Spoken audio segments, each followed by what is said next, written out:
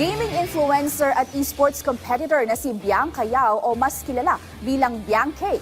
Masaya sa unti-unting pag-angat ng mga kababaihan sa esports at gaming industry sa bansa. Ang kabuang detalye sa ulat ni teammate Carl Velasco. Sa unti-unting pag-angat ng gaming at esports industry sa bansa, unti-unti ring nakikilala at lumalawak ang presensya ng mga kababaihan sa nasabing industriya. Isang halimbawa ay ang pagdami ng mga babaeng manlalaro sa mga sikat na online games tulad ng Valorant, Mobile Legends, Dota 2, PUBG at iba pa. Isa si gaming influencer at content creator Bianca Yao o mas kilala bilang Biancake ang patuloy na sumusuporta sa mga kababaihan na nahumaling sa gaming at esport industry.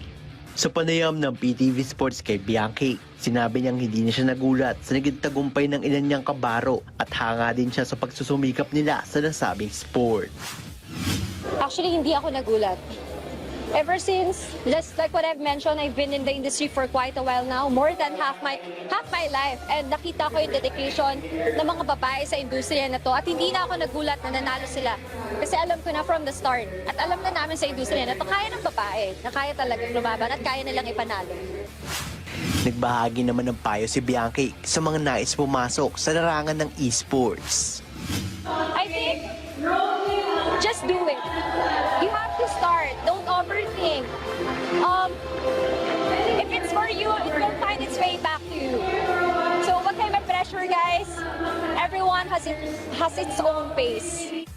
Samantala, bilang isa sa mga pinakatanyag na gaming personality sa bansa, pinarangalan kamakailan si Yao bilang Positive Influencer of the Year dahil sa kanyang impluwensya sa gaming community at kontribusyon sa pagpapalaganap ng inclusivity at positibong kultura ng esports sa bansa.